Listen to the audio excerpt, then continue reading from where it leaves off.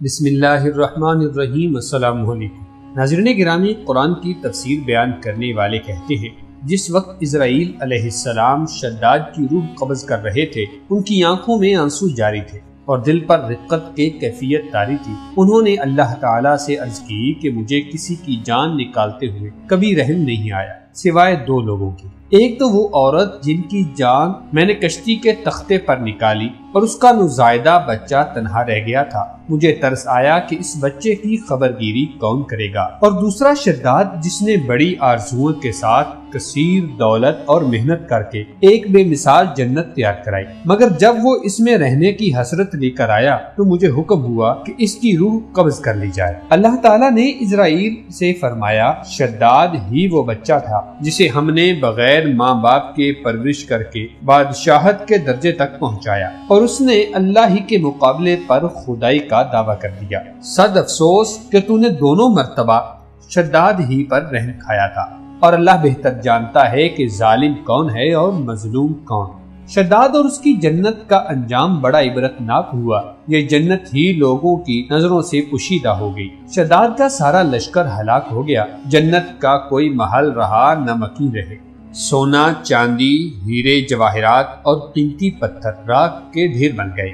کافروں کے انسانی جسم خون کے لوتھڑوں کی شکل میں خاک میں مل گئے تھے، اور زمین سے اس جنت کا نام و نشان مٹ گیا۔ مگر رسول اللہ صلی اللہ علیہ وسلم کے شیدائیوں میں سے کچھ ایسے صحابہ بھی تھے جنہوں نے اللہ تعالیٰ سے دعا کی تھی کہ وہ اس جنت کی ایک جھلک دیکھنے کے تمنائی ہیں۔ ان کی یہ دعا قبول ہوئی اور انہوں نے عدن کے گرد و نواح میں اس جنت کی جھلک اور روشنی دیکھی، اور بے ساختہ پکار اٹھے کہ الہی بزرگ و برتر اور عظیم ترین ہے، بقا و دوام اس کی ذات کو ہے۔ ایک مشہور صحابی حضرت عبداللہ ابن قلابہ رضی اللہ تعالی عنہ ایک مرتبہ عدن کے اس علاقے میں تشریف لے گئے جس میں شداد نے اپنی جنت تیار کرائی تھی۔ ان کے اونٹوں میں سے ایک اونٹ رسی چھڑا کر بھاگ نکلا اور بہت دور تک نکل گیا۔ حضرت عبداللہ اس کی تلاش میں دوڑے اور عدن کے ایک دور دراز جنگل میں جا پہنچے۔ اتفاق سے انہیں وہاں ایک عالیشان قلعہ نظر آیا۔ قلعہ کے چاروں طرف بڑے بڑے محل نما مکانات تھے۔ سوچا کہ کسی مکین سے اونٹ کا اتا پتا پوچھتے ہیں، لیکن ہر سمت ہو کا عالم تھا۔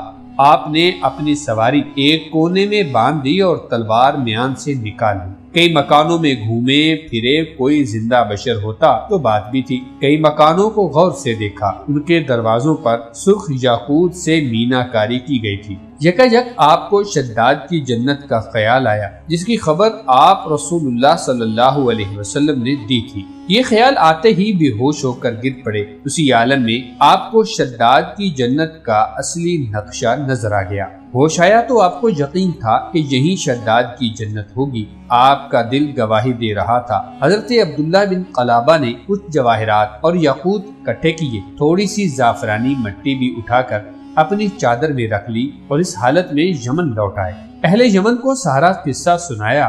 رفتہ رفتہ یہ بات شام میں حضرت امیر معاویہ رضی اللہ تعالی عنہ کے کانوں تک پہنچ گئی۔ انہوں نے آپ کو دمشق طلب کیا اور ساری تفاصیل خود ان کی زبان سے سنی۔ پھر حضرت کعب احبار رضی اللہ تعالی عنہ کو بلایا جو آثار پہچاننے کے بہت ماہر تھے۔ ان سے پوچھا کہ ابو اسحاق، اس مٹی کو دیکھ کر بتاؤ کہ کہاں کی ہو سکتی ہے۔ حضرت کعب نے فرمایا، اس مٹی میں سونے اور چاندی کے ذرات شامل ہیں، اور یہ یقیناً ایسی جگہ کی ہے جس کی تعمیرات میں سونا، چاندی اور جواہرات استعمال کیے گئے ہیں۔ حضرت امیر معاویہ رضی اللہ عنہ نے سوال کیا کہ دنیا میں کیا ایسی عمارتیں بھی موجود تھیں؟ حضرت کعب نے قرآن کی ایک آیت پڑھی، اس میں محلات کا ذکر تھا۔ کعب نے کہا کہ یہ وہی محلات ہیں جو شداد نے اپنی جنت میں جڑے تھے۔ حضرت کعب احبار نے حضرت امیر معاویہ رضی اللہ عنہ کو بتایا کہ رسول اللہ صلی اللہ علیہ وسلم نے پیش گوئی فرمائی تھی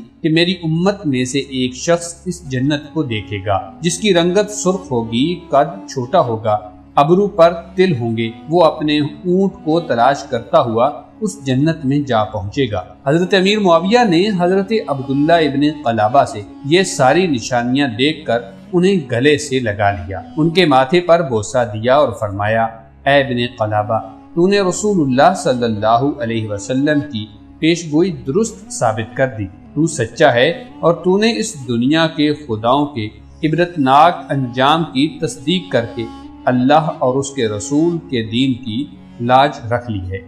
مزید ایسی اسلامی اور معلوماتی ویڈیو کے لیے چینل کو سبسکرائب کر لیں اور لائک کرتے ہوئے کمنٹ سیکشن میں اپنی قیمتی رائے کا اظہار ضرور کیجیے۔ اللہ تعالی ہم سب کا حامی و ناصر ہو۔